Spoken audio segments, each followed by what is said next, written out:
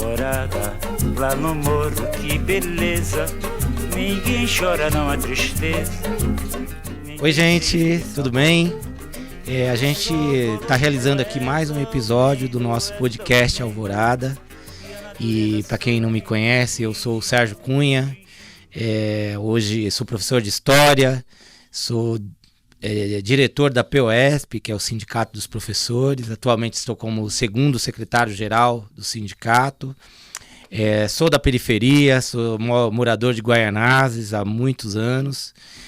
E estamos aqui desenvolvendo esse projeto Alvorada, né, hoje com a presença aqui do nosso amigo Sérgio Vaz, um xará, né, companheiraço aqui que tem um envolvimento bastante interessante com cultura na periferia, é um poeta, um companheiro de muita luta, de garra, que vai falar com a gente aqui, vai dar uma conversada conosco sobre essa experiência fantástica.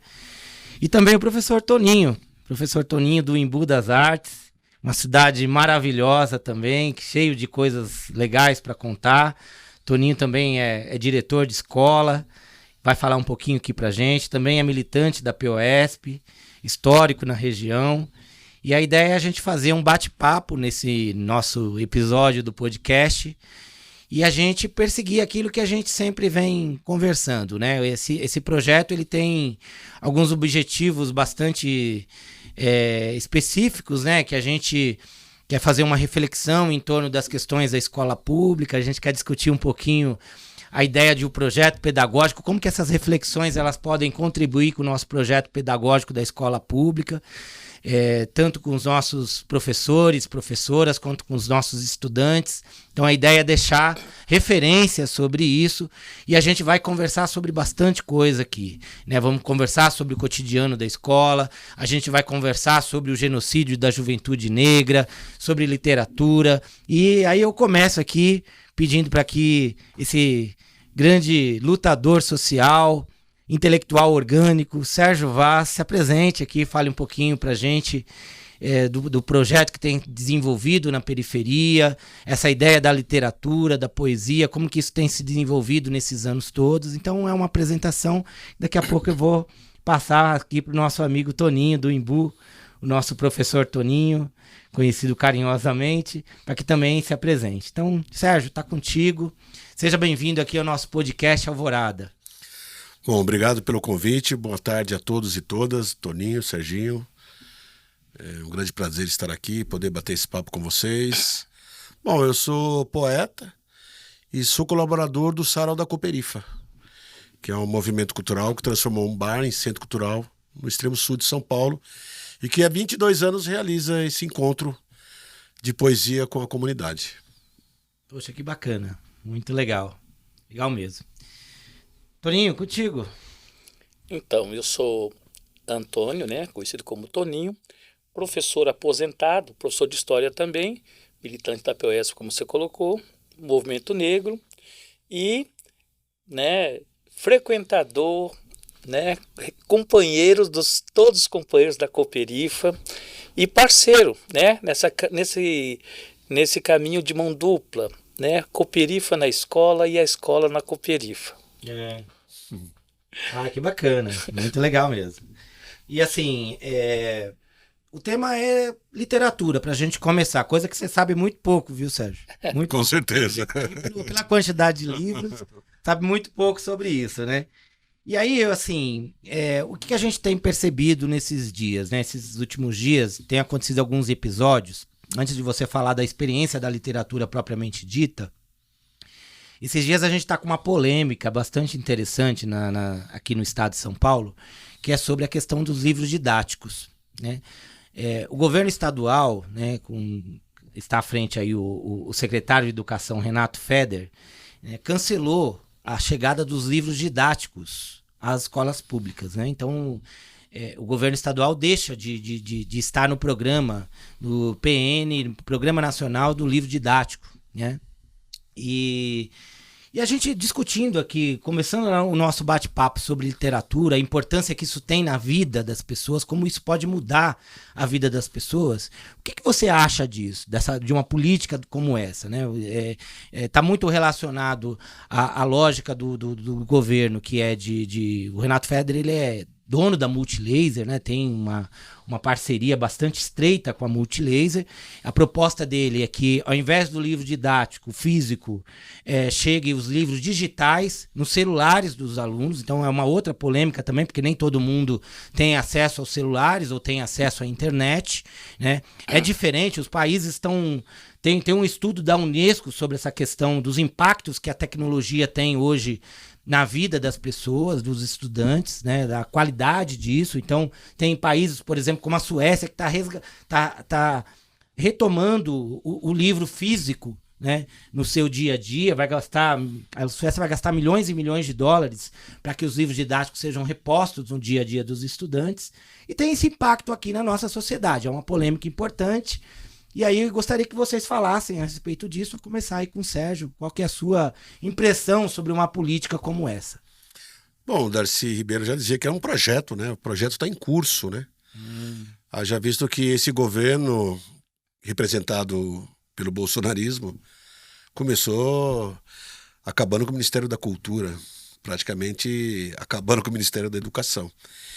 Quem quer governar num país onde o jovem tem cultura, onde o jovem tem educação, tem conhecimento? Faz parte desse projeto. É triste, mas não surpreende ninguém. Me surpreende o silêncio das ruas. Né? Eu acho que o que falta para nós é uma reação sobre tudo isso que está acontecendo. Eu vejo que é por falta de livros na vida das pessoas, não só nas escolas, as pessoas estão trocando muito memes e poucas ideias. Então eu acho que está faltando ideias. E quem dá as ideias são os livros. Então a sociedade também tem culpa nisso. A sociedade também precisa refletir sobre isso. As pessoas na internet, todo mundo fala, fulano é pica. As ruas broxaram por causa disso. Na internet todo mundo é pica. Por isso as ruas broxaram. Então as ruas precisam ferver novamente. Eu acho que não vai ser uma hashtag fora Tarcísio que vai mudar o país. Não vai ser uma hashtag fora Bolsonaro que vai... Ou a gente assume de vez as ruas para protestar sobre essas coisas, porque tá todo mundo on e ninguém tá ligado. Esse é o grande problema do país também. Então a sociedade precisa comprar esse barulho, comprar essa briga. As pessoas precisam comprar o livro. Daqui a pouco eles já estavam tentando queimar os livros, agora está impedindo que os livros cheguem na mão dos jovens. Isso seria, acho que num país civilizado, uma coisa para estar dormindo nas ruas. Então a gente está vendo hoje a internet. As pessoas não trocam mais ideia. É muito comum eu acabar de ler um livro e mandar uma mensagem para um amigo dizendo o que eu li, o que eu achei, e ele me responder com um foguinho, um emoji com um foguinho. E eu fico imaginando o que esse foguinho quer dizer diante de tudo que eu disse. Então eu percebo que as pessoas não querem mais se comunicar, você está entendendo? E eu acho que esses caras perceberam isso. Sim. Eles sabem dominar a não linguagem. Tá ligado? Então eu acho que ou a gente vai pra rua defender essas coisas que são primordiais para humanizar as pessoas, ou a gente vai ficar na internet colocando hashtag a vida inteira. Então eu sou um cara das ruas, eu não tô on, eu tô ligado.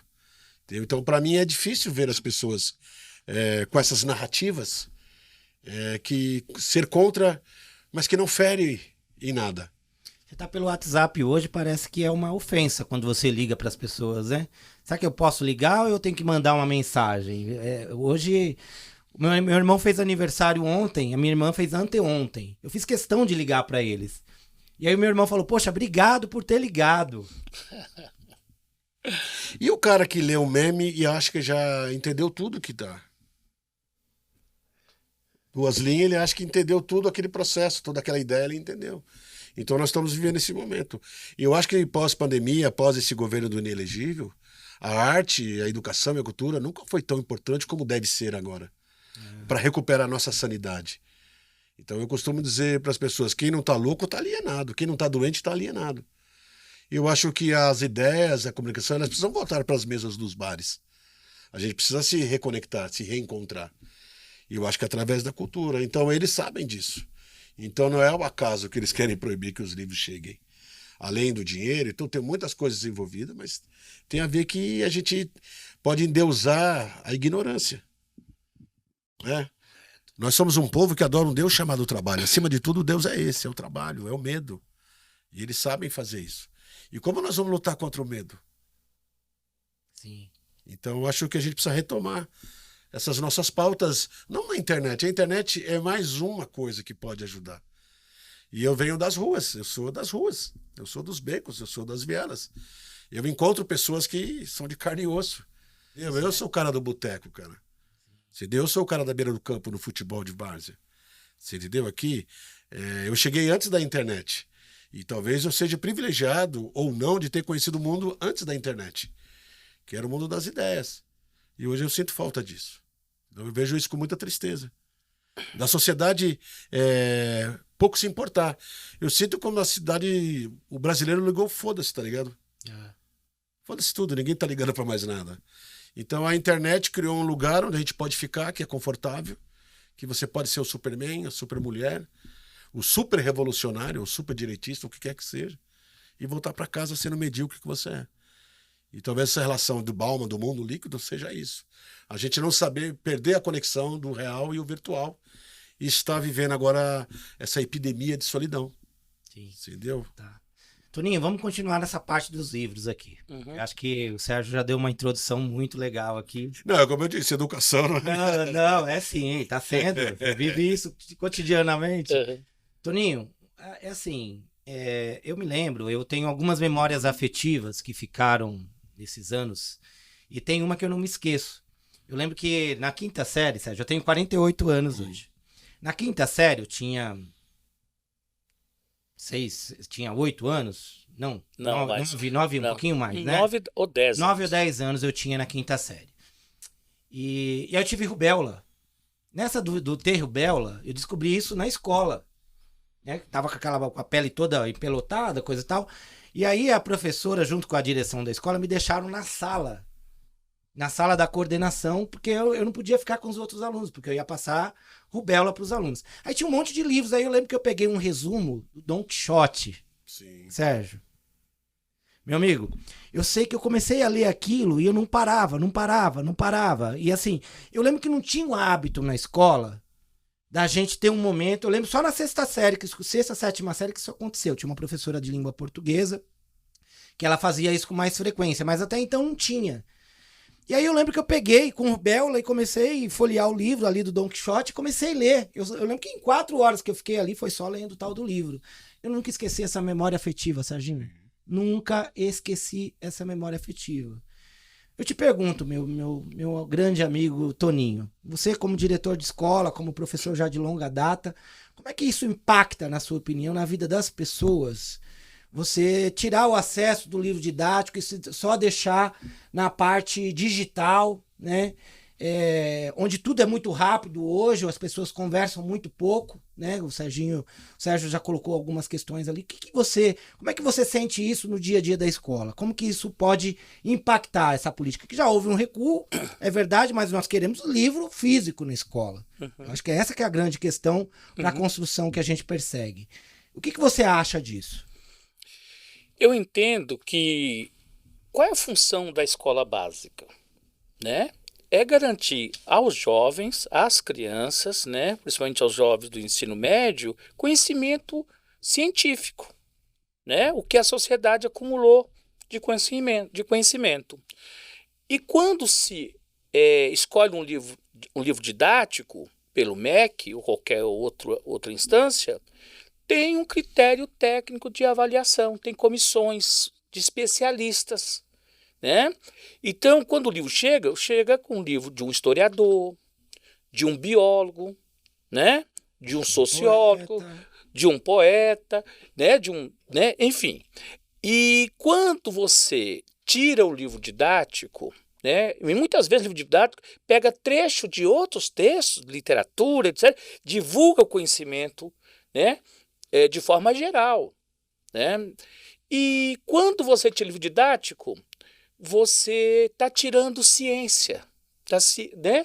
O que a sociedade acumulou de conhecimento. E o maior medo é o seguinte: o que vai entrar no lugar? Qual o critério de seleção de conteúdo? Né? Nós estamos aí, né, com os setores aí que só trabalham com fake news. Né? Se a gente não tomar cuidado, o professor vai estar reproduzindo fake news na sala de aula como se fosse formação de jovens. Porque abre espaço para isso, porque você está abandonando o conhecimento científico, o conhecimento socialmente acumulado pela sociedade, e vamos partir para uma situação, um terreno muito pantanoso e inseguro. Então, é fundamental a gente defender que tenha livro didático escolhido, com critério técnico, né? Então, é a bandeira que a gente tem que defender. Boa, bacana. Obrigado, Toninho. E assim, muito legal esse início de conversa que a gente está tendo e vai nos remetendo a outras coisas, né? Eu acho que tem um tema, Sérgio, que é a questão da autonomia da escola, né?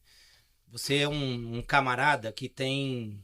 A gente até estava conversando sobre essa ideia da gente apostar em atividades artísticas como essa, de desenvolver poesia, de desenvolver saraus, da escola aí até a Cooperifa, por exemplo, que é o projeto que é carro-chefe, no caso, que você tem desenvolvido junto com outros companheiros, porque o trabalho é coletivo, sabemos disso. E aí eu fico um pouco pensando assim, dentro de uma perspectiva de autonomia da escola poder produzir as suas ações e tudo mais, como que a gente lida com isso, né? Você que...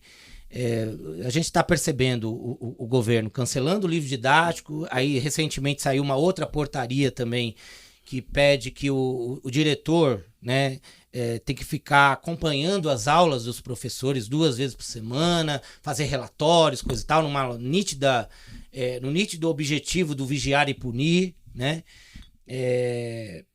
Como que a gente lida com isso, sendo que nós queremos uma escola criativa, a gente quer uma escola inspiradora, a gente quer que as aptidões artísticas e culturais se desenvolvam dentro da escola? Como é que a gente lida com essa lógica autoritária? Como é que o professor, a professora, na sua opinião, os nossos estudantes têm que lidar com isso, na sua opinião? Não sei, meu. Você não sabe? Não sei, porque, como eu te disse, como artista, eu vou numa escola e fico 1h30 ali falando de poesia. Na cabeça do aluno, hoje não tem aula. Não é? Hoje não tem prova, hoje não vai valer nota.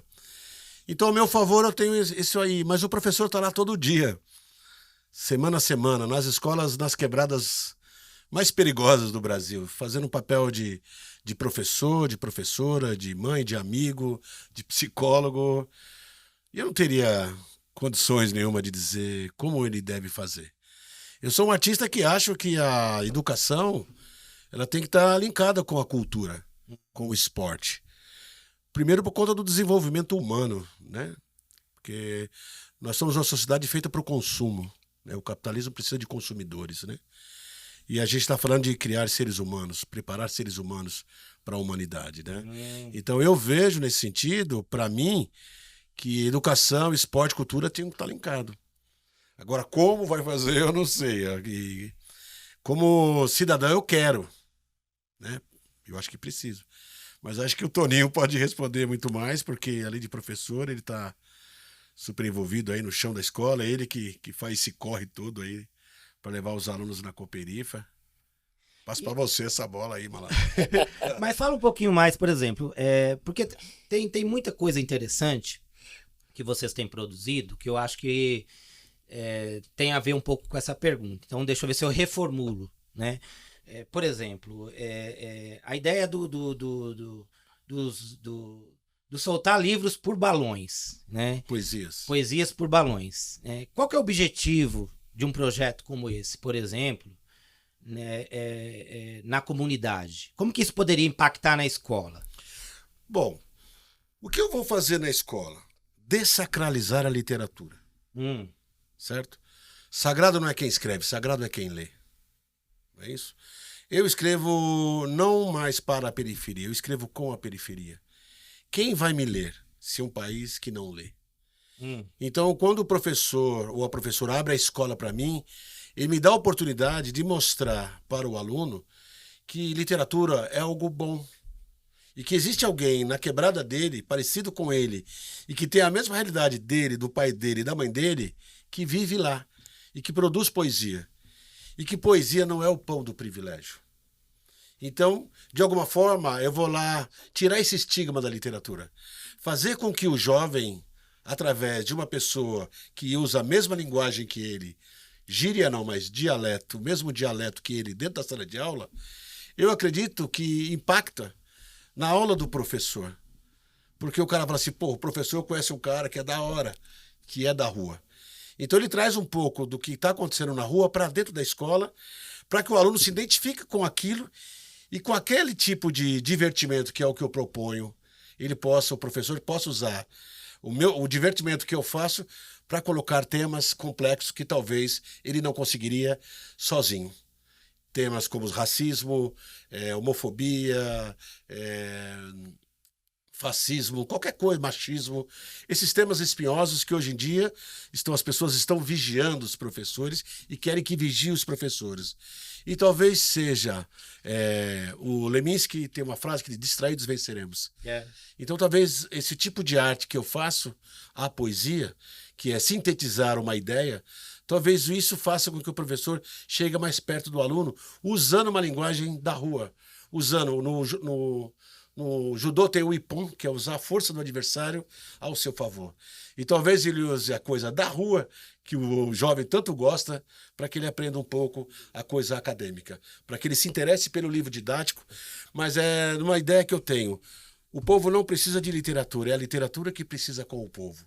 Então, assim, o sarau da Cooperifa é quando a poesia desce do pedestal e beija os pés da comunidade. Então, o que eu vou fazer na escola é colaborar com o professor, colaborar com a escola, sabendo que, de alguma forma, a minha vivência da rua pode contribuir naquele momento com a aula do professor. Mas é o professor que vai conduzir essa aula. É mais ou menos como assim, vou usar um exemplo na lousa, não vai usar na lousa, vou usar um exemplo aqui, em carne viva que sou eu, você entendeu? Toninho, depois dessa fala, dessa reflexão que o Sérgio deixou pra gente aqui, fala pra gente um pouquinho, como é que é o dia seguinte, depois de uma visita à Cooperifa, depois de uma visita do Sérgio Vaz na escola, de uma discussão sobre poesia, sobre literatura, sobre a criação, a percepção de várias referências sociais, que lutam contra as desigualdades, que lutam por uma sociedade mais justa, mais igualitária. Como é que fica o dia seguinte? Fala um pouquinho pra gente, pra ver se vale a pena esse projeto que a gente está perseguindo. Olha, você entrou num assunto que eu sempre estou conversando com o Sérgio, com a Valquíria, minha companheira, que também é uma parceira, né, dessa ponte com a Cooperifa, que é impressionante como impacta os jovens participar do Sarau da Cooperifa ou quando recebemos os poetas na escola. É impressionante. A gente vê transformação. Tem vários exemplos, porque a gente faz isso já há muito tempo, né? E às vezes na escola onde eu estou, e às vezes na escola onde a Valquíria está, porque, né, eu também participo lá, sou motorista, sou, né, apoiador, enfim, né? Tem vários exemplos positivos nesse sentido. Vou só contar um caso, né, lá do Tadaki Sakai, que nós levamos o rapaz do DMM, esqueci o nome, Marcão DMN. E o Marcão mandou, né, uma conversa com os alunos sobre o hip hop. Eram 200 jovens no pátio da Tadaki Sakai, que você foi lá várias vezes, né? E inclusive o Dexter lá, né? Foi maravilhoso. E tinha um menino, até assim, né, com uma certa deficiência intelectual, tal. Você precisa ver, aí assim, literalmente na semana seguinte, a transformação do Barros, né, o apelido dele é Barros, sobrenome dele Barros, a transformação dele, né, na estética, na roupa, né, e na circulação nos corredores, transformou. Olha, esse evento, essa atividade mudou. O que foi mais perceptivo nesse, foram os outros, né? Então é muito importante o estímulo à leitura e o gostar da poesia, da literatura. Eu estava falando com o Sérgio no caminho, né, a gente vindo, que eu estou com uma demanda que eu preciso cumprir, sei lá, daqui 15 dias. Eu passo nos corredores lá da escola, né, ensino médio, nós temos 450 alunos na parte da manhã, e os alunos estão, Toninho, Cooperifa, Toninho, Cooperifa, tenho que levar. E o Sérgio esteve lá esse ano, né, Sérgio? Falou com essa juventude e agora eles querem a Cooperifa. Mas não é um aluno, são vários cobrando. Então, daqui 15 dias eu estou lá, estarei lá na Cooperifa com eles, né? Porque sozinho a gente vai mais vezes. Então, é impressionante o quanto isso é forte, de estímulo à leitura, a gostar de arte. E quando você conecta o trabalho da escola e os professores percebem que é importante você trazer a literatura, a linguagem dos alunos, a linguagem do hip hop, da literatura periférica, você consegue fazer uma comunicação melhor do que a comunicação livresca. Tá?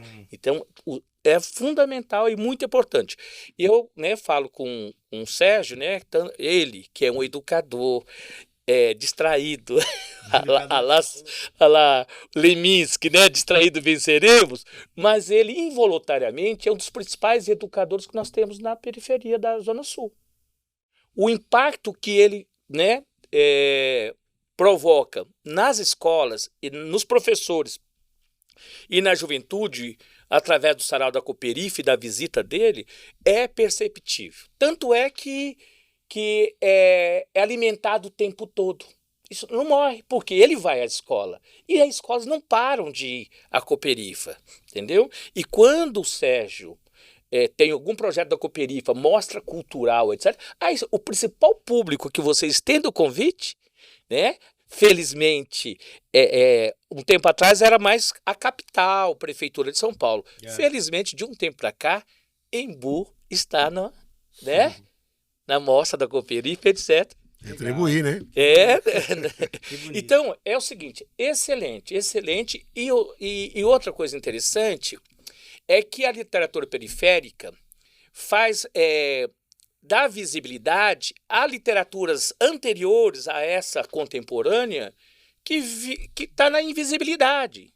Carolina Maria de Jesus está mais lida, está conhecida, mas até outro dia não conhecia. Sim. Graças aos saraus, resgata Carolina Maria de Jesus, né? Luiz Gama, Solano Trindade, Sérgio Vaz, Cuti. Então, essa é a literatura que desce do pedestal, como o Sérgio coloca, né? Bacana, Toninho.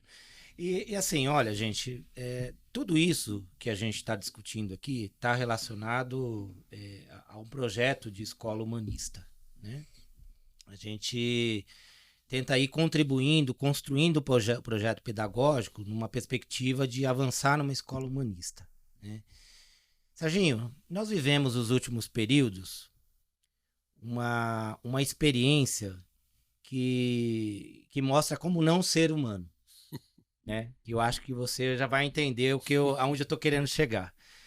Nós vivenciamos um governo por 4 anos que teve situações absurdas, né, do ponto de vista das políticas que implementou, teve uma relação bastante desumana com relação com que diz respeito à pandemia, aquilo que a gente viveu. Eu queria te perguntar, para depois fazer mais uma provocação para o meu amigo Toninho. O que você acha que ficou disso para a gente, né? O governo Bolsonaro, o que você acha dessa experiência, como que isso, qual que é o aprendizado que a gente tem com isso, né? E qual que é a expectativa que a gente deve ter em relação ao governo Lula, né? Que, de alguma maneira, a gente deu uma resposta importante para isso. Tem lá seus limites, a gente sabe disso, mas a gente gostaria de saber um pouco a sua opinião a respeito disso. Bom, esse governo não era uma pessoa, era uma ideia, né, cara? Isso é mais difícil de combater. Tirar ele do poder foi difícil, mas não foi impossível. A nossa luta agora é acabar com essa ideia. que é a ideia da perversidade, da crueldade, a ideia de tudo que a gente é contra. Racismo, fascismo, homofobia, a ignorância. A gente colocou um burro no poder, né? Um idiota que conduziu outros idiotas ao poder, cara. E talvez tenha sido uma experiência tão desagradável que morreram 700 mil pessoas, né? Uma negação à ciência, negação à educação, negação à cultura. Segundo o país com o maior número de mortes por Covid-19. Segundo, o primeiro foi os Estados Unidos. Então, eu acho que foi uma vingança, cara, da burrice contra a evolução, cara. É como se as pessoas idiotas tivessem... Agora vamos vingar das pessoas que são inteligentes. Vamos se vingar da cultura, vamos se vingar da ciência, vamos se vingar das pessoas felizes. Parece que essas pessoas não dançaram quando era jovem, não transaram, não beberam, não curtiram a vida, porque não foram convidadas para a festa.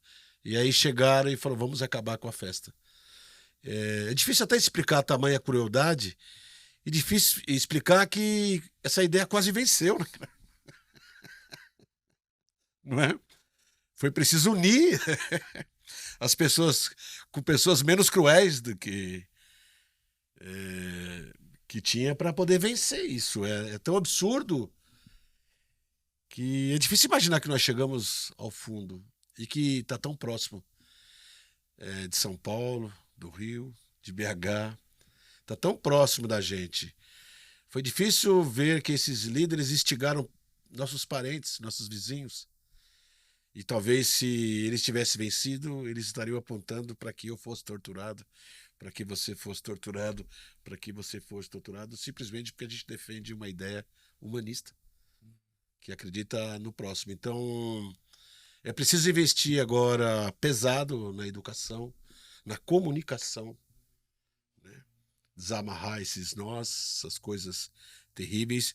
Mas é preciso ir profundamente, cara. Porque a gente não pode combater isso com narrativas, cara. É onde eu pego nisso, a narrativa. Eu vejo essa nova onda dessa esquerda que está na internet, de narrativas e narrativas, de citações. E a rua, ela fala outra língua. Como é que esses caras chegaram no poder? Com fake news, com ideias simples, palavras simples. E será que nós não temos palavras simples também para trocar com o povo? Será que a gente não consegue combater essa linguagem com uma linguagem tão simples? Será que a gente vai tentar explicar Marx para alguém? Ou não é melhor a gente perder um pouco na forma e ganhar no conteúdo? Você entendeu? A gente está sempre com conteúdo acima de tudo, você entendeu? E a forma assustando as pessoas. A gente precisa trazer as pessoas. Distraídos venceremos, não é? Como o Toninho falou, o Leminski. A gente precisa discutir com o povo no mesmo nível que está o povo. Como pode as pessoas querer defender o povo sem conhecer quem é o povo? Sem saber onde ele anda, o que ele come, como ele vive? Você acha que uma hashtag nos defendendo vai dizer para ele quem somos nós? Que nós... mas os crentes, você conhece os crentes? Você conhece os evangélicos? Você conhece um terreiro de Umbanda, de Candomblé? Você já foi na beira de um campo? Então, acho que a gente não pode chegar em 4 em 4 anos também, tentar convencer o povo a votar num projeto que ele não conhece, cara. Para enfrentar políticos que ele vê todo dia ali. Tudo bem que está enganando ele, mas ele está todo dia vendo ele ali. Como é que eu vou explicar para ele que fazer justiças com a própria mão é no dia da eleição? Uhum. Como é que eu vou explicar para ele o que é? Até o comunismo é difícil explicar para ele. O cara te chama de comunista, ele não sabe o que é. Você já está respondendo. O desafio desse próximo governo nesse sentido, então, tudo que você está dizendo leva a entender que a gente precisa estar nas ruas, né? Que a gente precisa comer bem, que a gente precisa morar bem, que a gente precisa estudar bem, mas a gente precisa estar organizado. Né? Sim, é isso? Sim, porque quando o bicho pega, eu sou da periferia, tá ligado? Eu vou te dar um exemplo. Num dessas passeatas da luta contra a ditadura, um cara disse para mim, nós temos um projeto aqui que nós queremos levar na periferia. O que é? Nós queremos levar umas aulas de democracia na periferia. porque o povo de lá, não sei o quê, não sei o quê. Eu falei, como assim, cara? Nós estamos aqui na Paulista, começou aqui, cara. Não foi na estrada em Boimirim que começou os manifestos contra a Dilma. Foi aqui, o golpe começou aqui. Essa é a rua. É. Então a lógica do cara, que a culpa de tudo isso, do pobre, da pobreza é do pobre. Que a culpa do racismo é do negro. E começa a reproduzir. Então se alguém quer lutar realmente com o povo, para o povo, tem que conhecê-lo. Tem que estar junto dele. Não adianta de 4 em 4 anos vocês querem explicar quem é Marx, quem é Marcuse, quem é Engels, o Adam Smith ou qualquer coisa que seja. Não tem tempo. A escola não dá esse suporte para ele ter entendimento. E quando conversar com o povo, fala baixo. Tá ligado? Porque o Brasil é um país de pessoas ingênuas que não teve acesso a isso. Então quem pega na mão leva. E nós não estamos pegando na mão de ninguém. Ninguém segura na mão, ninguém solta a mão de ninguém. Isso foi coisa de internet. Na rua tava todo mundo com a mão solta. É disso que eu sou contra, dessa narrativa. Na internet é uma coisa bonita. Você ganha um selinho, você ganha um joinha, ganha um foguinho, mas ela não funciona. Ninguém solta a mão de ninguém, mas vai pegar na mão de quem está na rua? Vai conversar? A gente não quer conversar com as pessoas. A gente quer atacar as pessoas. Conhecimento também é humildade, cara. Então o cara quer que o cara vota na esquerda sem explicar para ele por que ele tem que votar. E ele não teve acesso. Você foi professor de história, ele é professor de história. Eu sou poeta, talvez de alguma forma a gente correu atrás e... Mas e o povo, cara? Entendeu? Então eu acho que tem que comunicar, mano. Você viu que foi preciso uma corrente para acabar com isso. Partidos, pessoas, até que a gente não gosta, tava lutando. O mal era tão grande, não é? Que a gente teve que... Aí você falou uma coisa interessantíssima, que isso é uma ideia. A gente ganhou uma eleição. É. O desafio ainda é grande. A ideia tá na rua, cara. É, a ideia tá na rua. Tá na rua. É. Toninho, olha que a responsabilidade é grande agora, né? Qual que é o papel da esquerda numa situação como essa, a partir de uma reflexão como essa que está sendo feita em relação ao que a gente viveu? Daqui para frente, o que você acha? Olha, novamente eu lembro da conversa que a gente estava fazendo, né? Nós tivemos experiência, né, de governo popular, né, centro-esquerda, né, Lula, Dilma, e nós tivemos a experiência de ter deixado a rua por estar no governo. E novamente estamos no governo e novamente não estamos nas ruas. Então, ou seja, é tragédia anunciada se continuar assim.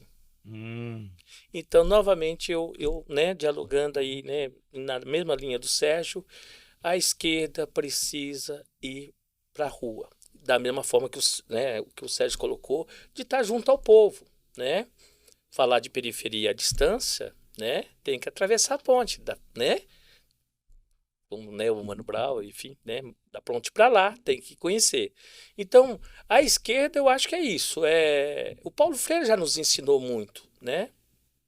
Do diálogo, né? De partir da realidade desse povo. E falar em nome do povo sem conhecê-lo, como disse o Sérgio, é mais um erro. Então, eu acho que esse passado que a gente teve aí, ele deve ser pedagógico, pelo menos para nós. Da gente não sair da rua, né, não recuar, porque quando a gente recua, a direita ocupa. Né? Teve um período aí que, pelo amor de Deus, né, gente? A rua foi ocupada por um período muito grande pela direita, para construir o projeto de destruição. E a esquerda precisa pensar sobre isso. E unidade é fundamental no campo. Tô te perguntando porque você, antes de tudo, é um sindicalista, né? Fale mais sobre isso. Mais sobre isso? Não, mas tudo bem, vamos. Eu posso te dar um exemplo? Posso te dar um exemplo? Pode sim, Sérgio. Por exemplo, todo mundo teve envolvido nesse projeto hoje que é o Lula, né? Foi a eleição do Lula. Direita, esquerda, os civilizados, de alguma forma. E juntou todo mundo, né, Sérgio? Juntou todo mundo. O movimento negro esteve do lado do Haddad, esteve do lado do Lula, o movimento teve. Teve a chacina do Guarujá. Os protestos foram feitos só pelo movimento negro. Então é disso que eu estou falando. Entre direita e esquerda, continuamos sendo negro. Porque a luta parece que não é de todos. Entendeu? Quando é um projeto de país, o movimento negro está lá. Mas quando é um projeto só do movimento negro, o país não está. É nesse tipo de comunicação que deve ter essa conexão. Entendeu? Então foi todo mundo para frente da secretaria. Quem foi? O movimento negro. Os mesmos, porque reconhece que o genocídio da juventude negra e periférica é uma luta de todos. E não é. Ela não pode ser só do movimento negro. É disso que eu estou falando. Aí volta a próxima eleição, aí chama todos os negros, chama todos os pobres. Estamos sofrendo uma pressão, precisamos de vocês na linha de frente. Tá bom, ganhou, e agora? E a gente faz o quê com isso? Volta de novo pro porão? Então eu não sou direita nem esquerda, eu sou do porão, é isso? Me chama quando o bicho pega e quando o bicho tá bom, ninguém lembra que eu existo. Então a comunicação que eu falo é essa. Da gente construir estratégia que a gente esteja junto um do outro o tempo inteiro. Porra, ninguém solta na mão de ninguém. Ninguém quem, caramba? A nossa mão tá solta, a mão do povo tá solta. Essa coisa abstrata, Serginho, tem uma coisa assim, que o que você diz é muito interessante, né? Porque a gente conseguiu conquistar os corações das pessoas nesses últimos períodos a partir de uma ideia de esperança. Sim. Né? Então tá posto uma esperança nas pessoas, né? E eu acho que a gente precisa se perguntar, esse programa que nós ganhamos das urnas, é possível colocar em prática? É uma coisa que a gente precisa pensar, né? Porque se as pessoas optaram por ele, é possível que sim, porque tudo estava indicando que a gente estava indo por um abismo. As pessoas falam, não quero isso, né? Então acho que essa é a primeira reflexão que a gente precisa fazer. E a gente tem falado muito sobre a ideia dos comitês populares. Formou-se comitês populares para a gente conseguir eleger o Lula. Como é que fica esses comitês populares daqui para frente? Que é isso que você está dizendo. Eu não posso voltar daqui 4 anos e falar, olha, tem que votar nesse para que a gente continue melhorando. Eu quero melhores condições de vida agora, mas eu preciso estar organizado, né? Como é que a gente faz isso?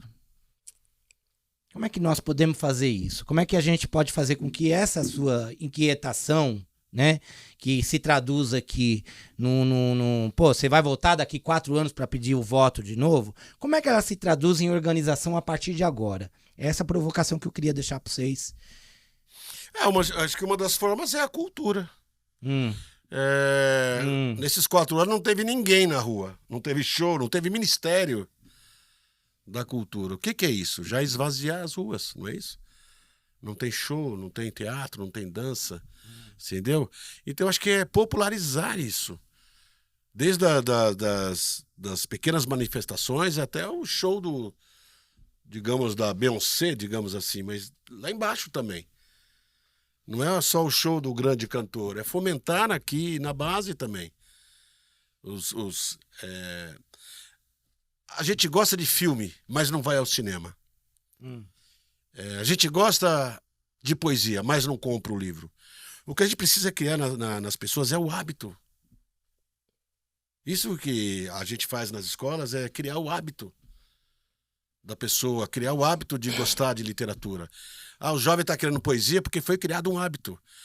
Em 2010, tinha mais de 50 saraus acontecendo em São Paulo. Sarau da Cooperifa, Sarau da Demarco, o rapaz aqui era do Sarau da Demarco, Sarau da Brasa é daqui, eu vou sair, vou pro Sarau Elo da Corrente, que é aniversário de 16 anos, Sarau do Binho, Sarau aqui, Sarau lá. Isso quer dizer o quê? A poesia estava fomentada. Quem ressuscitou a poesia foram essas pessoas. Vai gerando uma sinergia. Vai gerando sinergia. A Teresa Pina, que é uma poeta do Piauí, ela fala, quando você acende uma vela, a primeira pessoa que se ilumina é você. Então nós acendemos a nossa vela. A Cooperifa acendeu, e no meio da escuridão a gente começa a enxergar. Então eu acho que essas velas precisam ser acesas na periferia, na favela, nesses lugares. O governo precisa acenar. É lógico que é cedo também, ninguém está cobrando, mas se eu pudesse dar uma ideia, que talvez ninguém vai me ouvir, porque eu não tenho gabarito para isso, a ideia seria essa, mano. Fomentar nas pessoas, deixar as pessoas praticarem a literatura, deixar as pessoas praticarem música. Olha a diferença de você colocar uma poesia na lousa e falar para eles copia e dar um questionário para eles fazer sozinho em casa e uma de trocar uma ideia com ele na lousa. O que o poeta quis dizer com isso? Não sei o que, não sei o que, não sei o que, não sei o que. Olha a diferença de praticar e de falar. Entendeu? Então a gente precisa praticar a democracia. A gente precisa praticar política. A gente precisa praticar aquilo que a gente fala, aquilo que a gente defende. Entendeu? Eu não tenho ciência política, eu não sei nada. Como eu te disse, eu sou semi-analfabeto. Mas o que eu vejo nas ruas é o seguinte, a Cooperifa patrocina tem 10 times de futebol que tem que pagar o uniforme assistindo poesia. Chama-se Várzea Poética, ele conhece. Espero que a Margarete Menezes esteja, a nossa ministra da Cultura, esteja ouvindo, né? Para fazer, por exemplo, que a chuva de livros se torne uma política pública, né? Por exemplo. A chuva de livros distribui 2.000 livros. Já distribuiu 12.000 livros no Natal com Livros. Certo? Nós temos o Poesia no Ar, que é quando a gente solta a poesia em balões para que outras comunidades possam ver o que está sendo produzido ali. Nós temos a Mostra Cultural, que o ano passado teve 40 eventos, com presença de Silvio de Almeida, presença da Ana Canhas, Rosane Borges, tanto, todos os eventos gratuitos para a comunidade. E era como? Nas escolas, com os professores, com os alunos. O teatro indo para a escola e a escola indo para o teatro. Então, em 9 dias, a comunidade rodou, a própria comunidade, para ver teatro, para ver dança, para ver debates, para ver contação de história. É possível. É possível. É isso que eu quero dizer. Se um Zé Mané como eu, se um grupinho como o nosso da Cooperifa, você entendeu? Que são várias pessoas que se dedicam voluntariamente para fazer isso, consegue, por que um governo que tem bilhões para entregar para o agronegócio, para comprar deputado, comprar o Centrão, não pode fazer isso com cultura? Eu não quero ensinar nada para ninguém. Eu sou a pessoa que paga imposto. Então eu posso dizer o que eu estou dizendo. Você entendeu? Ah, mas por que você não faz? Eu faço. Lógico. Eu faço. Tá fazendo. Eu faço. Meu grupo faz. Toninho é prova disso, outras pessoas são. Então a minha indignação é essa, mano. Ou a gente... quando eu vou no campo, o cara tem uma dúvida sobre alguma coisa, falou, Vaz, não sei quem, falando aqui é isso aqui. Aí, o que ele disse? Ele disse esse absurdo aqui. Não, não é absurdo, mano. É que ele não teve oportunidade de ouvir isso aqui. Olha aqui, ó. Dá uma olhada aqui. Pesquisa. Por que vai chamar o cara de burro, mano, se ele já tá se sentindo burro há muito tempo, não é? Então acho que é isso. Tá. Serginho, fala uma coisa aqui. Mano. Essa parada de chuva de livro na casa das pessoas. As pessoas leem depois? Bom, eu não sei se leem. Mas elas não podem dizer que não leem porque não tem livro. Não é? Tá, agora a culpa é dela, né? Já é uma... Agora a culpa é dela, não é mais da Cooperifa. Mas eu vou te dizer o que aconteceu na nossa primeira chuva de livros, quando me deram um telefone de uma ONG que doava livros, e a gente foi pedir livros para distribuir a comunidade. Liguei lá, fui passando de ramal em ramal, até chegar em um que eu anotei o nome de todo mundo, falei, chega, eu só queria que você me ouvisse, depois que você me ouvir, você pode desligar. Tá, o que é? Olha, nós somos da Cooperifa, a Cooperifa é um sarau, sarau que acontece toda quarta-feira, na época era na quarta-feira e tal, e nós vamos fazer uma chuva de livros e vamos pegar livros para distribuir para a comunidade. Ele, como assim? Livros para a comunidade? Vocês vão distribuir livros para as pessoas? Eu falei, livros, pessoas, livros. São as pessoas que leem os livros, né? Mas nós não distribuímos livros para as pessoas, só para a biblioteca. Pois é, vocês deviam experimentar livro para as pessoas, porque são elas que vão ler. A dificuldade do cara entender já mostrava tudo, porque esse é um país que não lê.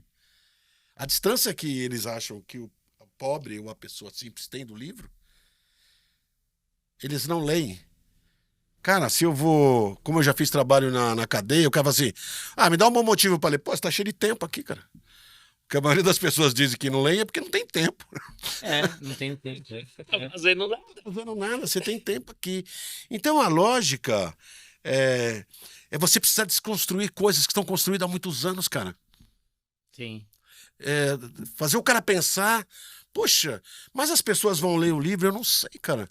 Talvez acenda uma churrasqueira com aquilo, talvez use como alguma coisa para a cadeira não balançar, mas é preciso pegar o livro nas mãos, cara. Você vai ler uma poesia depois pra Leio gente? 40, Que 50. tem a ver com esse momento belíssimo? Pode ser, eu leio. Mas então, mas percebe como é difícil trabalhar com literatura? Sim. E agora percebe também como é difícil proibir a literatura na escola, porque com o funk, que é da favela, é fácil criminalizá-lo. Com o rap, que é de preto da favela, é fácil. E a poesia?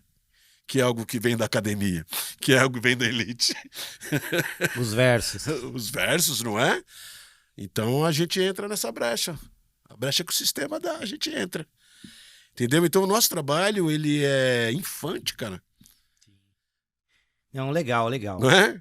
E, desculpa. E às vezes é o mais difícil, porque se você monta uma ONG com todo o respeito, em que ensina a batucar numa lata de tinta, e que ensina a tocar com berimbau feito de cano de PVC, que é da hora e tal, todo mundo dá dinheiro.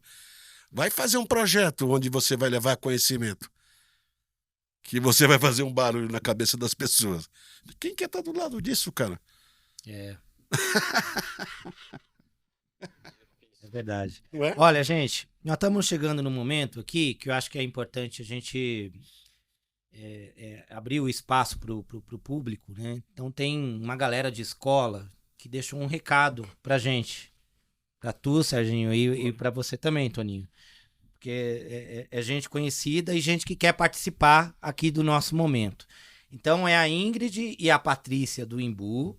Aí tem o professor Luciano, que é lá da região de São Miguel, morador de Guarulhos, mas também trabalha em São Miguel, e está em Paulista, aquela região da Zona Leste de São Paulo. Tem o professor Renato, que é músico e é da região de Poá, Ferraz, ali, o Alto Tietê. E aí eles deixaram um recadinho pra gente. Puxa vida, acho que foi importante pra caramba, sabiam que a gente ia estar nesse momento, acho que é legal a gente ouvi-los. Tá bem? Pode soltar aí, gente. Tudo bem? Eu me chamo Ingrid e é uma honra estar podendo falar, né, com uma das minhas inspirações, que é o Sérgio Vaz. Bom, eu primeiro gostaria de falar que a Cooperifa ela foi uma experiência absurda de boa pra mim. Ver um lugar onde as pessoas conseguiam se expressar, dizer o que elas sentiam e ainda por cima mostrar a realidade do país que a gente vive a partir da poesia. Nunca veio a ideia na minha cabeça de que a arte podia ser tão boa depois que eu conheci a Cooperifa. Ela é maravilhosa, principalmente o Sérgio, eu agradeço muito a ele, porque se não fosse por ele, ele não teria inspirado milhares de pessoas a seguirem essa vida, a irem atrás. Então uma pergunta que eu queria deixar pro Sérgio Vaz, né, é que como foi pra você o processo de criação da Cooperifa? Você teve alguma dificuldade? Alguém falou alguma coisa pra você que te deixou pra baixo? Eu queria saber como que você fez pra se levantar, porque nesses tempos a gente acaba ficando desamparado, né? Então eu queria muito saber isso. Um beijo da Ingrid, da Escola Marcerrias. E é isso. Obrigada. Oi, eu sou Patrícia Gregório, tenho 23 anos, sou ex-estudante do Odete Maria de Freitas, atual estudante de veterinária. Frequentei muito a Cooperifa, fui em algumas feiras e conheci o Sérgio Vaz. E a minha pergunta para ele seria referente à profissão. O que te motiva na sua profissão? O que você mais se encanta? O que é mais mágico para você? E é isso, muito obrigada. A vinda do Sérgio Vaz aqui na escola foi um projeto idealizado pela professora Mara Gabriela e que teve o intuito de apresentar para os nossos alunos um projeto idealizado na Zona Sul de São Paulo, que é a Cooperifa. O Sérgio Vaz veio aqui, apresentou novos poetas daquele projeto e também influenciou a criação de poetas aqui na nossa escola, como o nosso aluno Faniel, que segue trabalhando aí com poesia nos slams que acontecem aqui na região da Zona Leste. Olá pessoal, olá Sérgio, sou o professor Renato Góes, sou professor de Educação Física da rede estadual e sou músico também. Sérgio, eu conheço seu trabalho nas escolas, na poesia, arte, cultura, nas periferias também. Eu quero saber de você, como é que a música impacta essas comunidades? O que você tem a me dizer sobre isso? E uma segunda pergunta, na sua opinião, por que a música ainda não foi implementada de forma curricular dentro das escolas? Abraço a todos. Serginho, é emocionante essa cara. participação, né, cara? Ele é um retorno, cara, de que valeu a pena sonhar, sabe? Porque nem nos meus melhores sonhos eu poderia ouvir uma coisa dessa. De uma criança da periferia, negra, e que pudesse falar que eu impactei a vida dela. Nem nos meus melhores sonhos. Talvez fazer sucesso, vender livro, já me passou pela cabeça. De ser famoso já me passou, não de ser importante. E hoje eu descubro que ser importante é muito melhor do que ser famoso. Se ele deu através desse depoimento.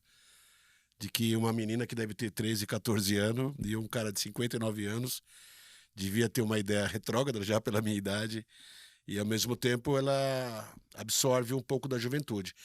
Então esse trabalho na escola que eu faço me rejuvenesceu, cara.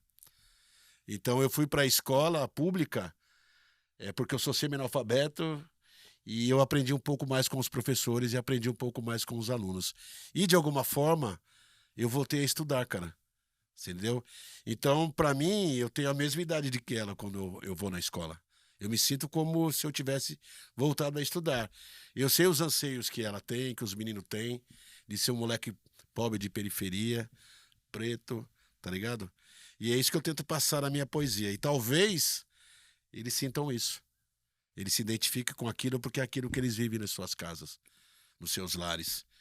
E é tipo assim, esse cara me entende, moro? Então, quando alguém gosta do meu trampo, eu tenho certeza que ele se identifica comigo. Que ele tem a mesma solidão que eu tenho. E a mesma vontade de vencer. Então, quando eu vejo os olhinhos dela brilhando ali, é como se ela falasse assim, tem um caminho pra seguir. Mano, deu certo. Tá dando certo, mano. Que ainda não chegou no final, não. Tá dando certo ainda. Aí a outra menina tá fazendo veterinária. Patrícia. Patrícia. Ah, tá. Fica à vontade, né? Né? A outra menina, a Patrícia, tá fazendo veterinária e vem de uma escola de quebrada. E só de imaginar que na minha época eu não sabia nem para que servia a faculdade, tá entendeu? Da onde eu venho, a gente não fazia o ginásio e já pegava o diploma. Você vê que o professor Luciano, ele fala de uma experiência da Zona Leste que criou slams, criou possibilidades dos alunos irem para a Zona Sul, para outras regiões, né? É interessante. Essa professora Mara Gabriela é tipo o professor Toninho. Que são professores que levam essa literatura negra periférica para as escolas, acredita nos alunos, acredita no potencial, acredita na literatura. Sem eles também não seria possível nada disso. Entendeu? Então eu vejo hoje o professor e a professora como um grande canal de comunicação da nossa literatura. Porque, se falar, os ditos clássicos, talvez ele chegue lá através de uma poesia simples que eu tenho. Uma poesia simples do Aquins Quintê, de outras pessoas. Ela me perguntou como que foi criar a Cooperifa, o Sarau da Cooperifa. Foi eu, Marco Pezão. Mas depois se juntou a Rose Dória, Lu Souza, Cocão A Voz, Jário Pereira Africania, Márcio Batista, Professor Toninho, Valquíria, Zazá, Dona Edith, Zé Batidão, Lígia, Sônia, Mari, Bel, um monte de gente. Então, você não está vendo as pessoas aqui, mas elas estão aqui, através da minha voz. Através da minha voz você consegue perceber a presença deles. Então, é por causa disso que a gente continua ainda, é por causa disso que a gente resiste. Revolução, para mim, tem a ver com território. Nós ficamos uma bandeira no nosso território. Nós acendemos a nossa vela. Então, esse jovem, da onde quer que ele esteja, ele vê a nossa vela acesa. Ele tem um caminho a seguir. O Sarau da Cooperifa é como se fosse um despacho, mano. Tá ligado? Como se fosse um despacho no meio do caminho para ele chegar onde ele quer chegar. Então, ali ele encontra uma vela que espanta os bichos. E um caminho para seguir. Ali ele encontra um frango para ele se alimentar. Ali ele encontra uma cachaça para ele suportar a caminhada. Nós somos um despacho, mano. Tá ligado? Para ele chegar nesse quilombo que ele quer, que é a felicidade. Que é sair dessa pobreza mental que nós temos. Para que ele não se sinta mais feio, sujos e malvados, como as pessoas querem que ele se sinta. Então isso é um orgulho do caramba, cara. É uma coisa que você pode deitar e falar, eu fiz a minha parte, mano. Tá ligado? A culpa não é minha. Eu sou das pessoas que estão lutando. Você entendeu? Ainda que eu não lute do jeito certo, ainda que eu não seja um soldado frágil, eu não tô liderando o exército, eu tô recrutando soldados. Esses são os soldados que eu recruto, caralho. Tá ligado? Tem que me respeitar nessa porra, pô. É, cara. Se liga, mano. É, malandro, não é? É, cara, o cara fica lá na internet, 1 milhão de seguidores, influencia, cara, vem influenciar essa menina aí, cara. Não é, Toninho? Mostra o banheiro da casa dela e influencia essa menina. Entendeu? Então esse é o nosso trampo, cara. Ele, abaixo do radar também se voa. Sim. Entendeu? Esse jovem aí, todo mundo fala, o funk, o rap, as referências da quebrada. Não, isso é uma referência, cara. Quer uma referência maior do que uma menina de 18 anos que está na faculdade, trabalha e chega na quebrada meia-noite depois de vir da faculdade? Ou um jovem? Hoje, se entrar no crime é mais fácil que estudar, cara. E esse moleque quer estudar, cara. Vida louca quem estuda. Tem um monte de vida louca estudando aí, cara. Moleque nos cursinhos aí, trabalha, estuda, ele quer vencer, mano. E a gente precisa dar luz a essas pessoas. A gente precisa falar dessas pessoas. O cara lá vendeu 1 milhão de discos. Bacana, mano. Ele já não precisa da nossa ajuda, ele já tá rico. Tá ligado? Nós precisamos dar luz pra isso, dessas pessoas que querem vencer.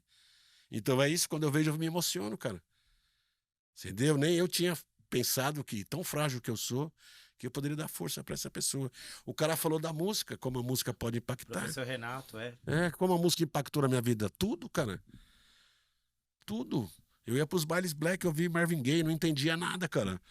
Mas eu sabia que ele tava falando de amor, tá ligado? Ia traduzir. Imagina, cara. Queria beijar na boca.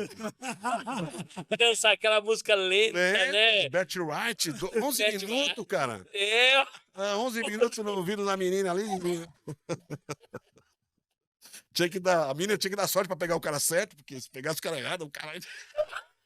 Aliás, você tatuou no braço Don Quixote, não é? Cara, cara, minha referência. Da hora, mano. A gente tava falando de Don Quixote aqui no início, você tatuou no braço. Olha que coincidência. Cara. Você contou essa história aí do Don Quixote, a minha história do Don Quixote é parecida com essa, cara. Que eu achava que era louco, contei pro Toninho. Que de tanto gostar de literatura, jogando na várzea, e gostando de poesia, gostando de literatura. Eu falei, eu sou doido, cara. Aí quando eu terminei de ler o livro, não sou doido, eu sou um sonhador, cara. E eu não tenho problema nenhum. Quem tem problema é o mundo. E se o mundo tem problema, não é problema meu. Mano. Aí a vida começa a fluir, não é? Legal, cara. Muito bonito, muito bacana. Toninho, aí, cara, é o seguinte. A discussão aqui, né, dessas pessoas que de repente, né, se colocaram para dar uma contribuição. É muito emocionante isso, né? As pessoas terem a referência no Sérgio e terem referência no Toninho. O que você acha disso aí, Toninho? Olha... Desses adolescentes, desses professores? Olha, aqui essas duas primeiras, são 2 gerações. Uma está já fazendo veterinária, né? Patrícia Gregório. Menina que estudou no Odete Maria de Freitas. Me lembro muito bem dela, do grupo dela. Todas as vezes ela ia à Cooperifa conosco, nas nossas excursões para a Cooperifa, mas por conta própria também, ela, né, acompanhava o Sérgio aí nos lançamentos, nas bienais, etc. Inclusive tem fotos com o Sérgio, né, lá de trás. Né? E a Ingrid, ela está no 1º ano do ensino médio e frequentadora da Cooperifa também. E você percebeu, né? Ela frequenta há pouco tempo. Né? E eu dei um presente para ela, que foi seu livro, né? Flores da Batalha, esse último livro, Flores da Batalha. Você precisa ver o encantamento dessa menina. Então ela já foi, né, a mosquinha da poesia, né? Já foi picada pela mosquinha, pela arte, né? E é uma potência de menina. Você percebe que, né, o jeito dela falar, o cabelo dela, né, armadinho, né, e tem apenas 15 anos. 15 anos, né, e está convencido da importância da arte, né, da poesia relacionada à educação. É uma das que fica me cobrando nos corredores da escola. Vamos para a Cooperifa, Toninho? Quando a gente vai para a Cooperifa? Uma delas é a Ingrid. Então é a combinação perfeita, educação e cultura. Fundamental. Combinação fundamental. Urânio enriquecido. Urânio enriquecido. Exatamente. Dá para construir a bomba aí. Bomba de emoção. Fundamental, né? Incentivo à leitura, né? Eu entendo que, né, quer dizer, tem um debate na educação aí, né, da a descolonização do currículo, né, decolonialidade. E eu acho não, tenho certeza que a Cooperifa, independente né, do conceito, faz esse trabalho, um trabalho na contramão. Nós temos um currículo totalmente eurocêntrico, né, que muitos da nossa tradição indígena negra, né, não entra muito, né, de lateral, né, e a Cooperifa, a literatura periférica traz para o chão da escola aquilo que está silenciado e é fundamental enquanto identidade cultural para nós. Tá? Então, eu acho que, né, o Sérgio é humilde, né? Ele sabe, acha que... Não, eu não sou não, cara. Ah, Sou arrogante, cara. mas É que eu não tenho condições que ele é de- educador, né? Que ele é um educador, a Cooperifa cumpre esse papel, né? Falei, Nosso inclusive, que intelectual orgânico, né? é um intelectual orgânico e hoje, né, você percebe, da Zona Leste, o depoimento do professor, né? Imagina o impacto na nossa região. Qual escola da nossa região ali que não foi a Cooperifa ou foi, de alguma forma, impactado pelo trabalho da Cooperifa? Né? Tá. Então, Toninho, a gente tem vivido um momento na escola pública que essa criatividade ela tem sido minada, né? Então a gente estava falando agora há pouco aqui no início sobre a portaria que saiu que o diretor tem que ficar vigiando, né, o professor fazendo relatório lá algumas vezes na semana, coisa e tal. Tem a questão das câmeras na sala de aula, né, que de repente vamos botar as câmeras nos corredores e aí de repente as câmeras estão na sala de aula, né, que mexe com aquilo que a gente que está na LDB, inclusive, que é a Lei de Diretrizes e Bases da Educação, que é a ideia da liberdade do ensinar e aprender, né?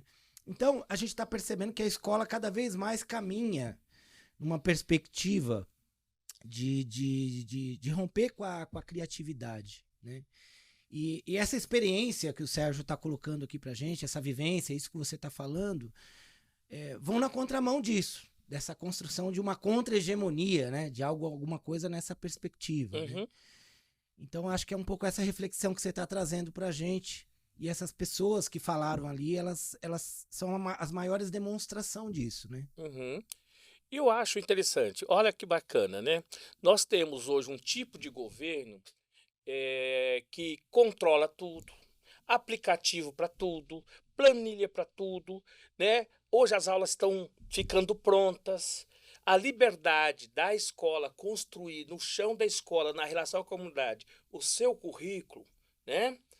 Nós estamos perdendo a cada dia essa oportunidade pelo controle gerencialista dos governos, né, neoliberais, fascistas aí que nós estamos Tarcísio vivendo. e Fernando Feder agora. Exatamente. Mas, ao mesmo tempo, nós somos convidados. Quem é ativista, quem é militante, quem percebe, nós somos convidados a entrar na contramão. E o sistema deixa brecha, como o Sérgio disse. Entra na brecha do sistema. E a partir do chão da escola, o governo não consegue controlar tudo. Quem está em contato com o pai, com a mãe, com os alunos, com os professores, somos nós no chão da escola. E é possível, através do diálogo, né, debater, fazer o trabalho contrário, e a entrada da Cooperifa, da literatura, do rap, do hip hop como um todo, é uma maneira da gente entrar na contramão, contra-hegemônica, porque a gente traz para dentro da escola a autenticidade que tem lá na rua, lá fora. E através dessa linguagem, né, a garotada entende e se apropria, né, mais dessa visão de mundo, né, enfim, essa... Bacana, Tá? bacana. Serginho, vamos falar um pouquinho sobre a questão racial? Eu queria que você falasse um pouquinho dessa reflexão sobre racismo estrutural, né? Acho que o Sérgio de Almeida tem feito essa discussão de maneira interessante, muitas contribuições. Queria que você falasse um pouquinho.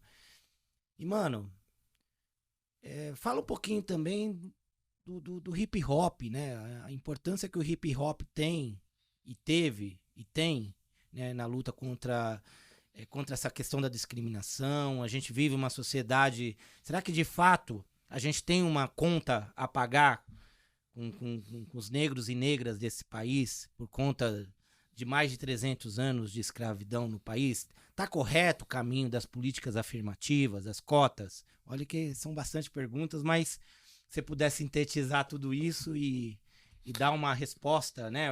Falar um pouquinho do que você acumulou sobre isso para os milhares de jovens, meninos e meninas, professoras e professores que estão nos ouvindo. Bom, acho que hip hop e o movimento negro se casam aí, né? Porque o movimento negro veio primeiro, né? E acho que quando vem o hip hop, o preto da favela, que não tem direito à escola, não tem direito a nada, começou a falar dentro da favela sobre racismo. Ele não veio de fora, ele implode. E se junta com o movimento negro, já tem história. Então isso mexeu com a minha cabeça. Eu não curtia rap. Aí quando eu vejo esse movimento, eu falei, é pra lá que eu vou, cara. Os meus estão indo pra lá. Você dançou também? Não tive condições, não, mas eu gostaria. Você dançou um breve? Eu também não tinha condições. Eu sou da lenta. Então isso mexeu com a cabeça de todo mundo na periferia. O hip hop talvez seja a maior revolução que já teve musical, filosófica nesse país. O hip hop não é a tendência, hip hop é filosofia, cara. Ele mudou totalmente a quebrada. Haja visto que nós estávamos lá na periferia ouvindo Cazuza, tá ligado? Como a mídia colocava pra nós. Meus heróis morreram de overdose. Aí nós percebemos que nossos heróis não morreram de overdose, cara. Eles foram assassinados.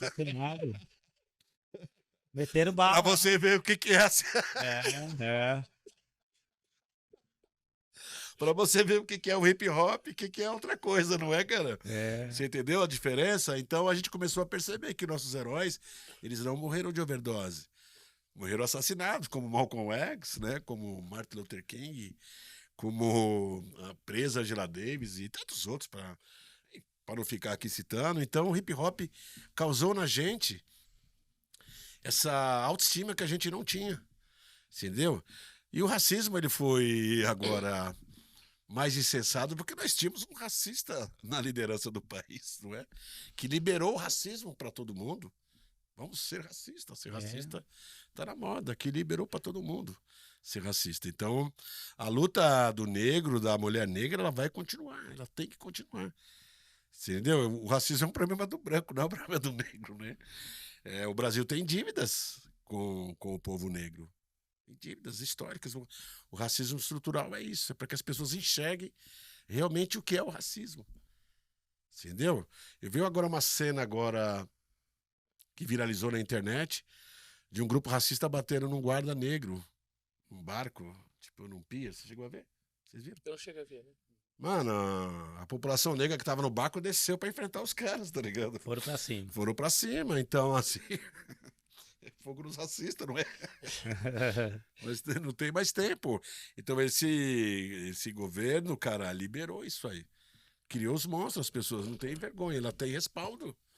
Tinha respaldo do líder, cara. Você entendeu?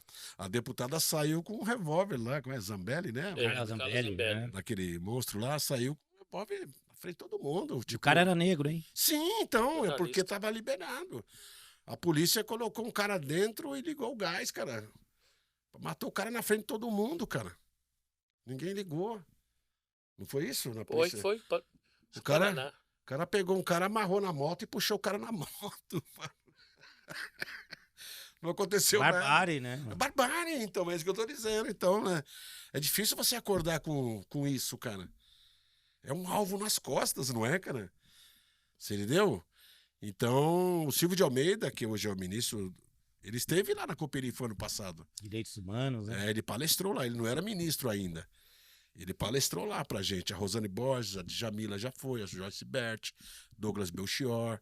Entendeu? Esse é o nosso trabalho, entendeu? Sim. Porque a gente precisa explicar para as pessoas que sofrem racismo na periferia, que nem sabem que sofrem racismo, só sente.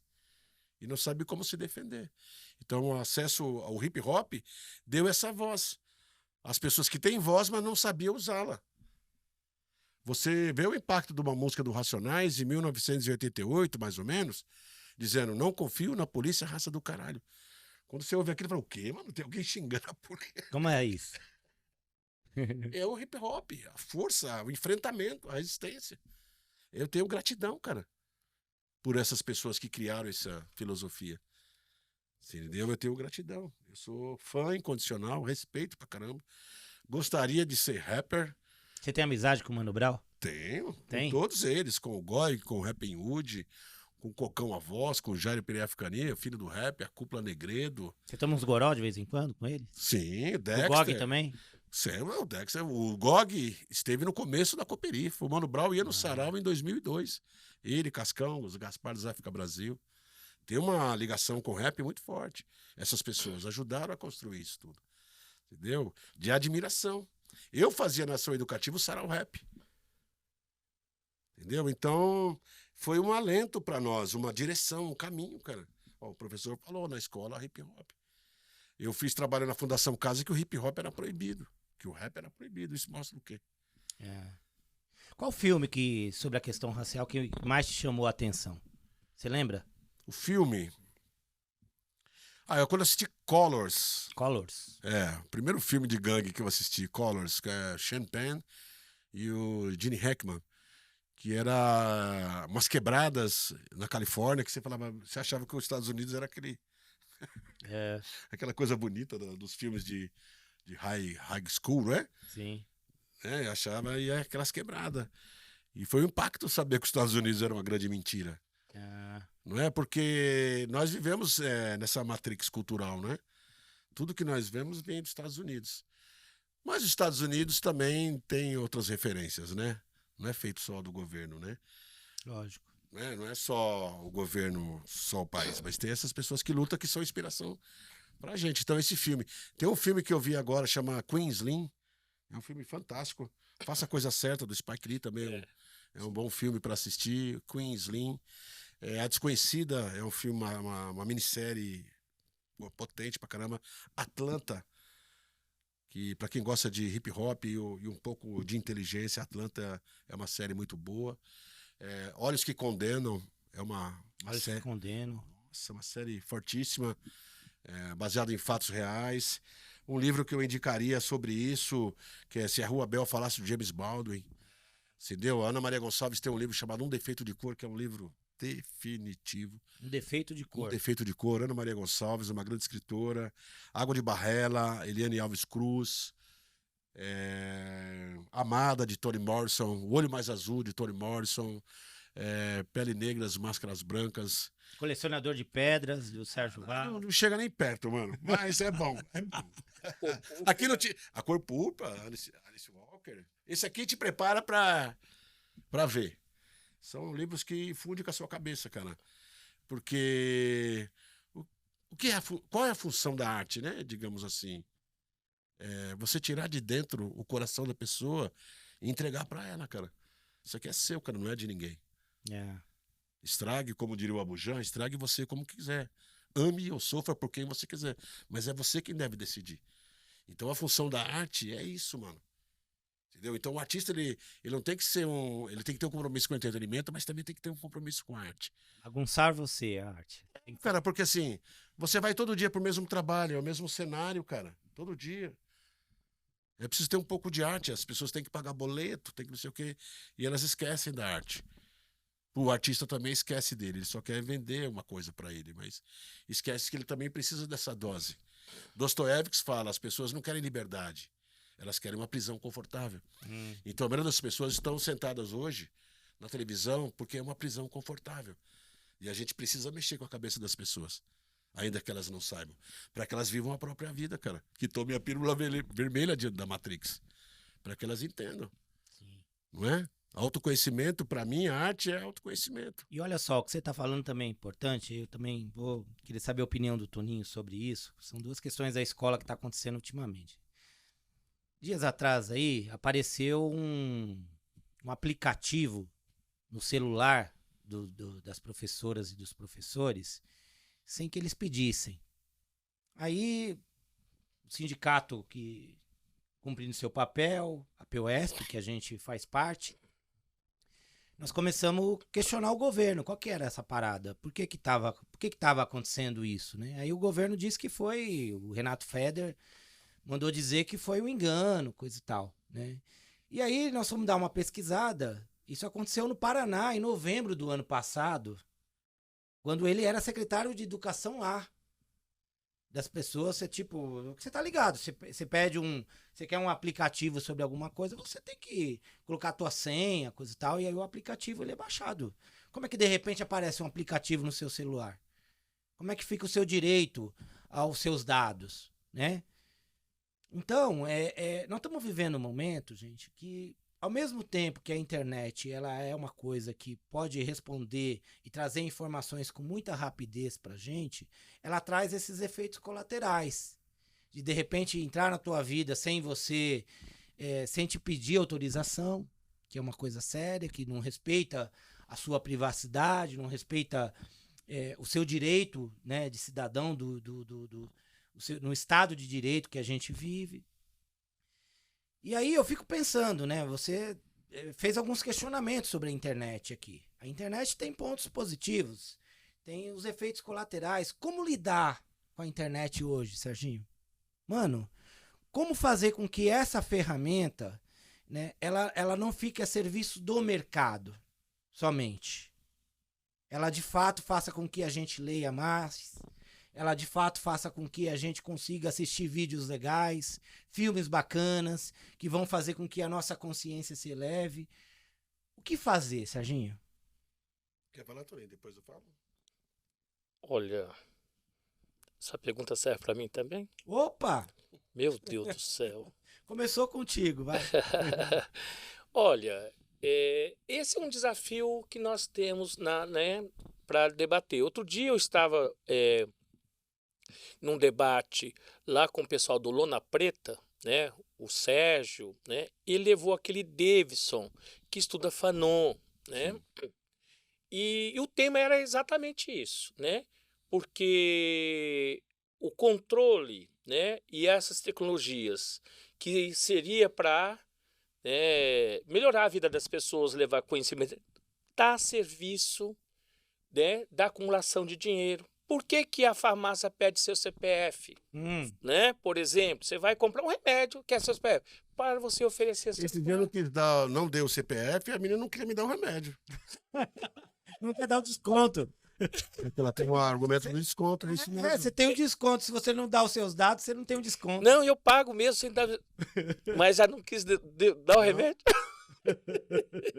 Pois é, então, esse é o desafio. Acho que a gente precisa fazer esse debate, né? Eu não tenho muito acúmulo sobre isso, porque né, eu tenho muita dificuldade nessas questões de tecnologia, mas sobre a serviço do que ela está, muitas vezes que não deveria, porque a tecnologia é uma coisa boa, né? Sempre foi. Nós não temos que ter, né, ser contra a tecnologia, mas a quem serve? Esse é um debate que a gente tem que tecnologia fazer. implacável, né, cara? Não tem como. Não dá pra gente fazer igual quando surgiram as máquinas na Inglaterra, de quebrar as máquinas. Não tem mais volta, né? Ludismo, né, que se falava. Então, mas o debate tem que ser posto na sociedade, né? A que serve essa tecnologia, né? Aí os direitos humanos, os direitos das pessoas têm que ser preservados, mas aí é o próprio exemplo de que respeito nenhum, né, pelos dados das pessoas, pelo governo do Estado. Então é um tema complexo, cabra. Eu acho que temos que soltar esse debate na sociedade porque tem muita coisa nociva nesse sentido. Quer falar, Serginho? Quero, porque tem hoje também, por conta disso, a epidemia da solidão, né, cara? Você percebe as pessoas estão solitárias e estão vendo o mundo sozinho. O que é o inferno? O inferno é você passar o feed assim, quando você vai ver, você tá lá. Aqui você começou vendo uma coisa e tá lá no lodo, vendo outra fita, cara. Então, a ideia é a gente promover bate-papo, cara. Lá em casa, a gente desliga o celular, cara. No churrasco, nas ideias, nas reuniões da Cooperife e tal, vai beber, vai trocar uma ideia, desliga essa porra aí, cara. Se não tiver bom aqui, você vai embora, pô. Agora você tá aqui conversando e... É triste, né? Você Ah, tá vem conversando com a aqui. pessoa e a pessoa tá olhando o celular e não tá prestando atenção no Não, que e você tá quer que falando. você preste atenção naquilo que ela está vendo. Então o papo é o assunto que ela está vendo. Então acho que a gente precisa retomar um pouco essa sanidade, cara. Essa solidão. Porque solidão é diferente de solitude, não é, cara? Quando você busca o autoconhecimento, quando você sente que pode ficar só, é solitude. Agora, se tá um monte de gente, todo mundo, cada um com seu celular, isso é solidão, cara. A sociedade está vivendo essa epidemia da solidão, né? E é Tá próximo, interessante. você tá distante de quem tá próximo Uhum. e é uma ilusão, né? Próximo. Você tá distante de quem tá próximo e você tá próximo De quem na tá sua dis- cabeça de quem tá muito distante. Então é uma ilusão.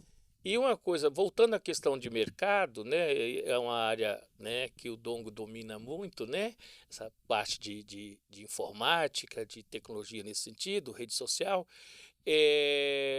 Quando você oferece seus dados, né, vira e mexe, você é surpreendido com alguma coisa no celular, coisa que você não quer comprar, mas parece que seleciona e manda coisa para a gente como se fosse um nicho, né? Então tem isso também. Quer dizer, a gente é visto como um nicho para vender produto. E é uma coisa tão fantástica, né, no sentido de impressionante, que você pesquisa uma coisa, mas em segundos É o tem um algoritmo. monte de coisa vindo para a gente oferecendo produtos semelhantes, né? Então eu acho que esses dados... Mas que- isso aí, desculpa, Torei, é culpa nossa. Somos nós que fornecemos essas ideias. Porque a inteligência artificial na internet, nas redes sociais, ela traça um perfil a partir das coisas que você mesmo vê. É verdade. Entendeu? Assim, por exemplo, no Facebook. Ah, você tá ouvindo o Belchior, você tá ouvindo não sei o quê. A inteligência artificial consegue traduzir emocionalmente o seu perfil.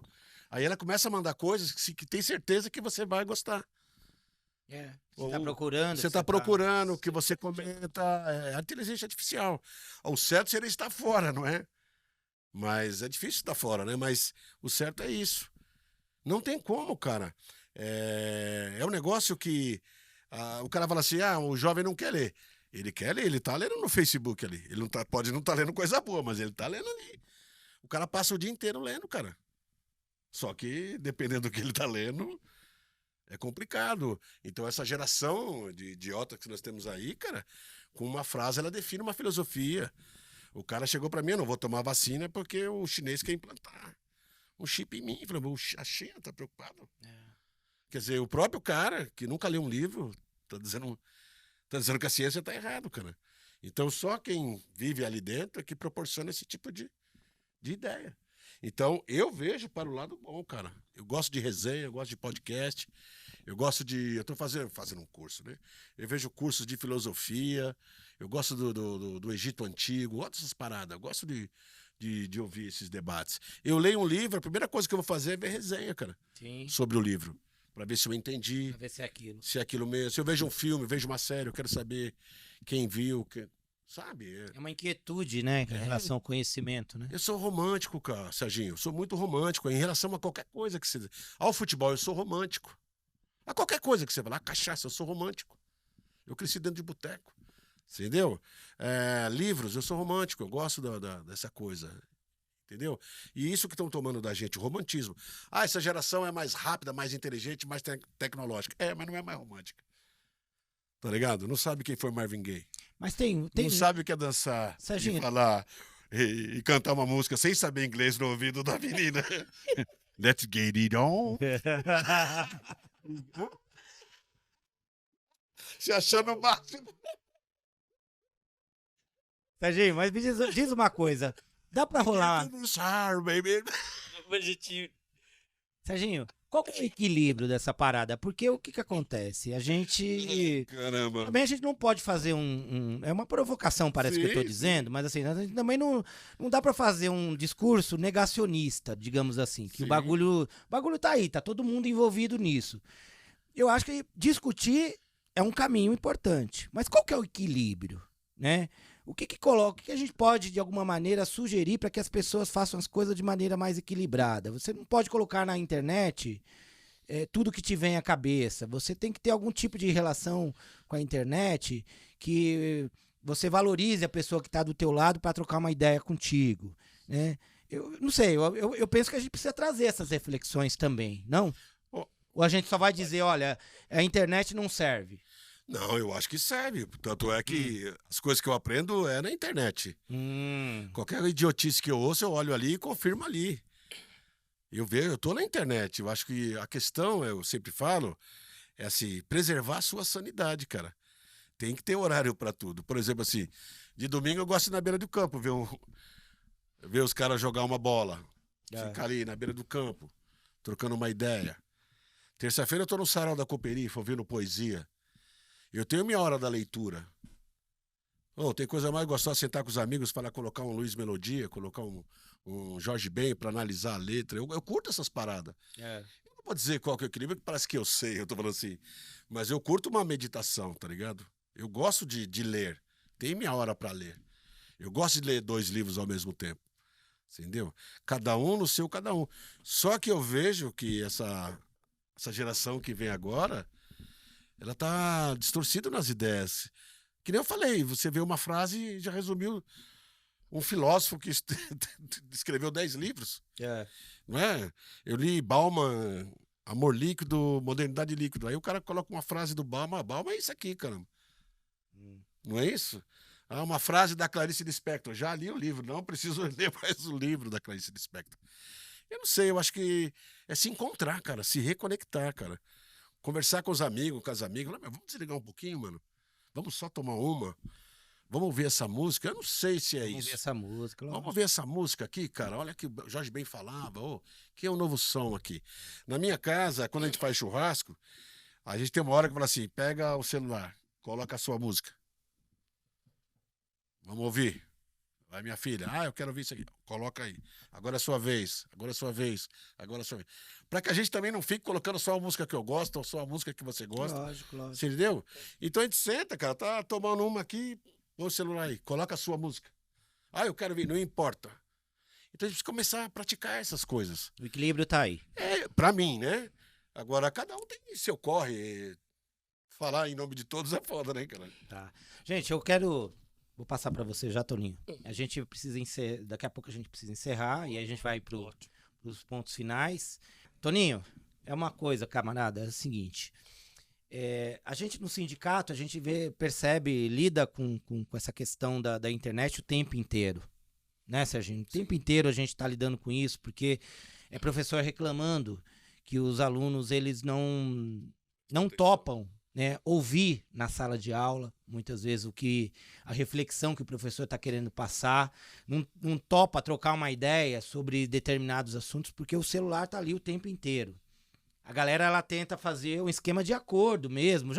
Vamos conversar, vocês pegam o celular depois, coisa e tal. Mas nem sempre isso é uma saída. Você tem problemas como esse na escola, provavelmente sendo diretor, né? Isso é uma coisa. Outro problema que a gente se depara, Toninho, no sindicato, que sempre o professor está ligando, é o professor postar tudo da vida pessoal dele e muitas vezes isso trazer problemas para ele. Né? Porque às vezes ele fala que eu tô namorando um professor, o professor, eu tô na praia assim, assado, aí vem os comentários lá, coisa e tal, e de repente ele sente a privacidade dele invadida. Eu acho que tem tudo a ver com essa reflexão que a gente fez aqui. Como lidar com isso, Toninho? Você que é diretor de escola, é sindicalista, como é que você tem lidado com essas questões? Fala um pouquinho pra gente. Sérgio, antes de tocar nesse ponto, eu queria só fazer uma reflexão sobre o tema anterior da tecnologia, só rapidinho. É que você pergunta, né, o que fazer, né, como lidar com isso. Acho que uma das coisas importantes é o que está sendo feito aqui agora. Porque a internet está tão disponibilizada para todo mundo, mas a produção do conteúdo, geralmente está compartilhando conteúdo que é produzido pelas mesmas que produziam os jornais antigamente, que a gente não tinha acesso. Então, nós aproveitamos que está mais acessível à tecnologia, nós produzimos conteúdo, mandar a nossa visão, tá?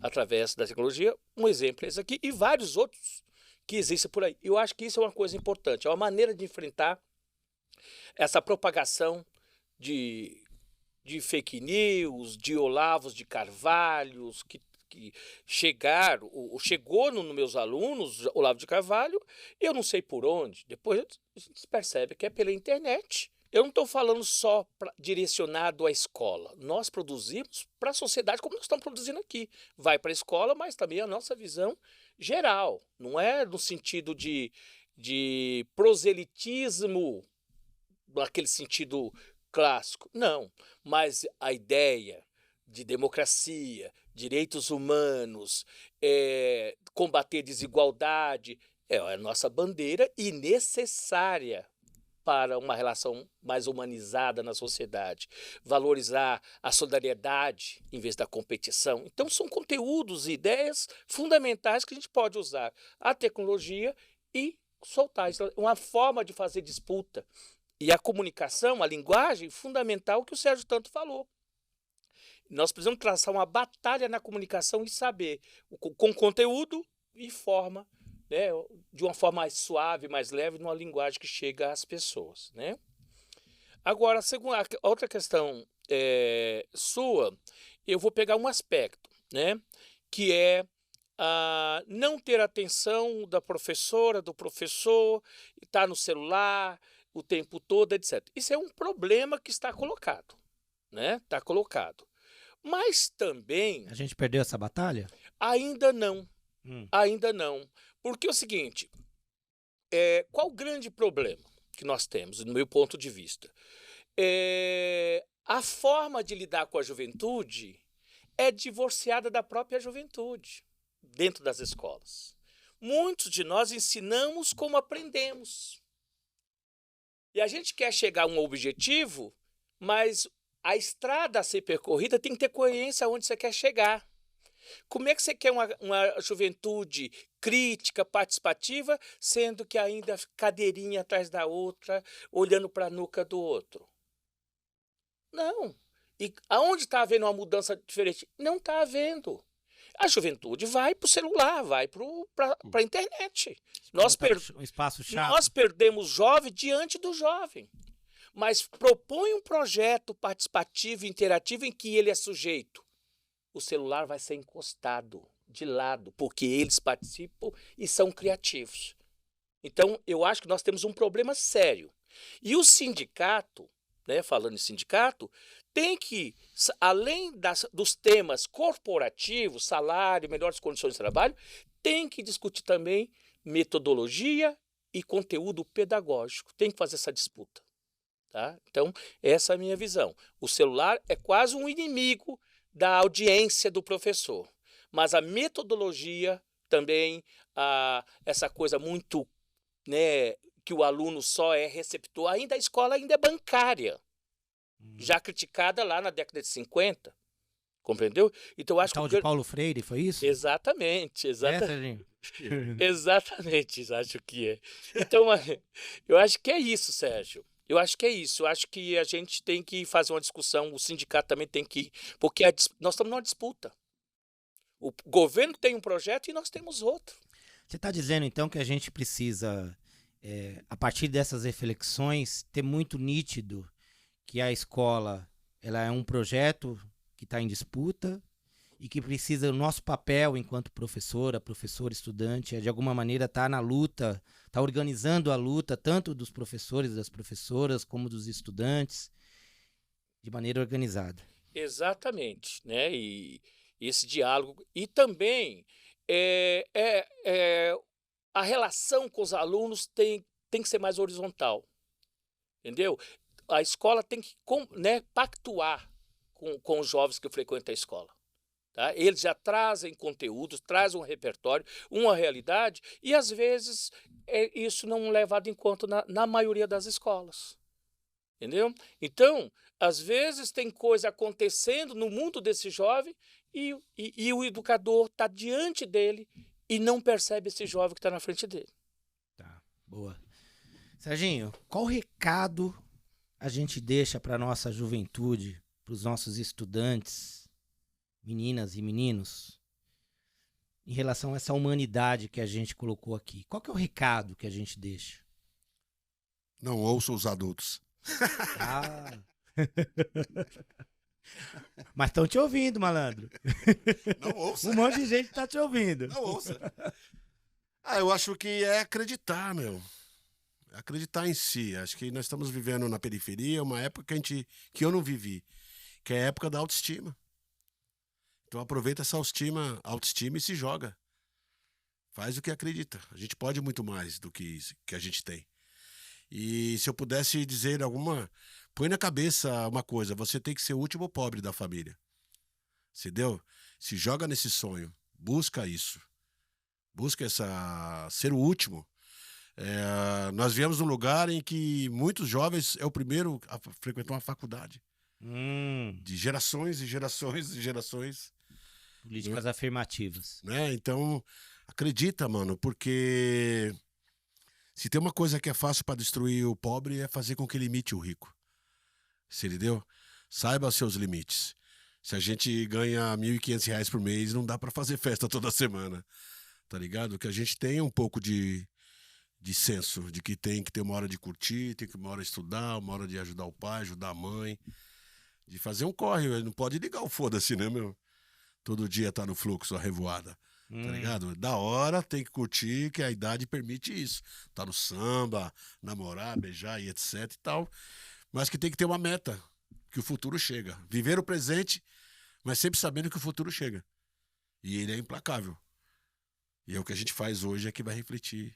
E muitas vezes o jovem como eu já fui e não refleti e tive que retomar minha vida muitos anos depois. E é muito mais difícil. E nós que estamos aqui daremos um braço para ter a idade desses jovens hoje para poder viver essa tecnologia. E naquele tempo não era bom. Bom é agora. Então eles aproveitem e saibam aproveitar e cuide bem da sua vida. Porque tá cheio de gente interessada em viver no lugar deles, entendeu?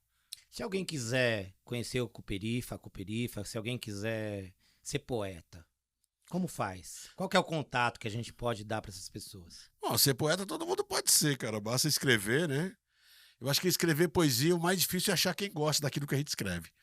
Mas escreva e sai atrás em busca. O Sarau da Cooperifa acontece toda terça-feira no Bar do Zé Batidão, a partir das 20 horas, Rua Bartolomeu dos Santos, 797, Jardim Guarujá. Estamos lá refletindo poesia. E serão todos bem-vindos, todas bem-vindas. Bacana. Obrigado mesmo Você aí não pela pode presença. frequentar? Quem que não pode frequentar? Não é um bom ambiente para racistas, né? Para fascistas, machistas, homofóbicos e etc. Se for, já nem vai. Esses aí a gente não quer. Legal, legal.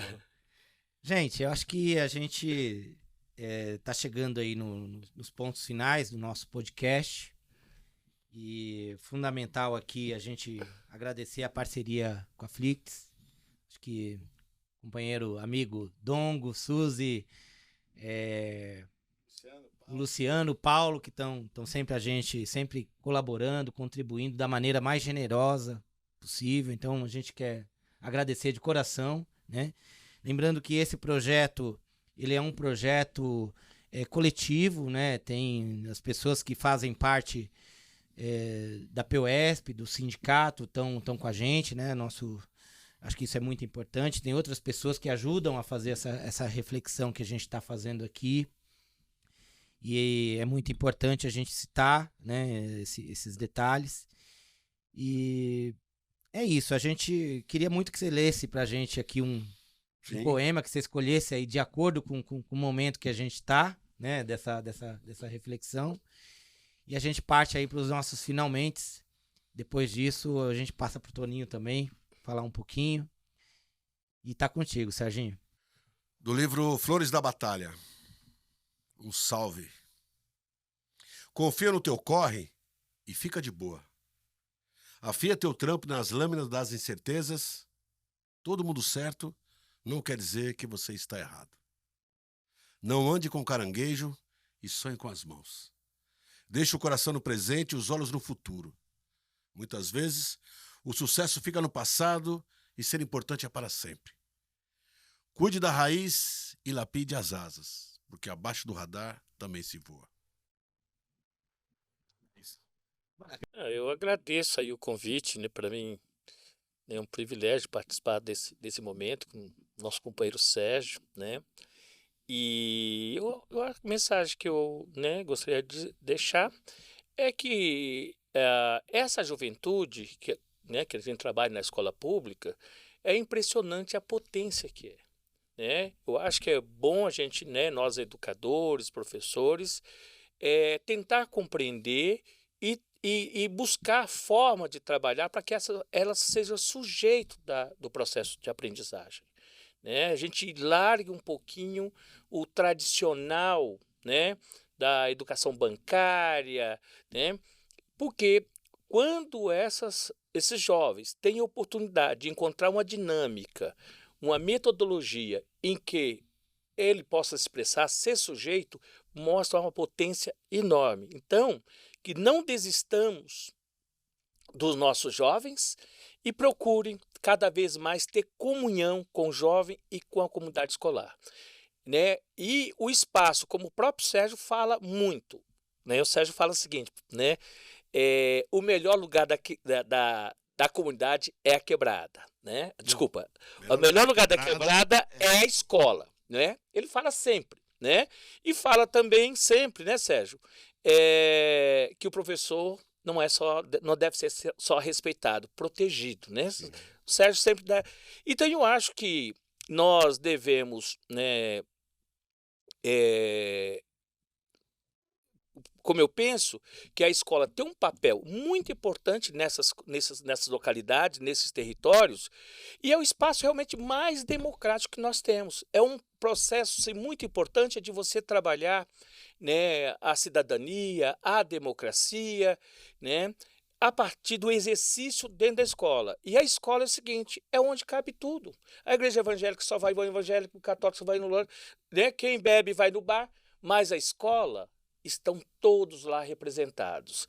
É quem é homossexual, quem é negro, quem é da Umbanda, quem é do Candomblé. Então, para você, é um espaço privilegiado para você formar uma geração, né, uma futura geração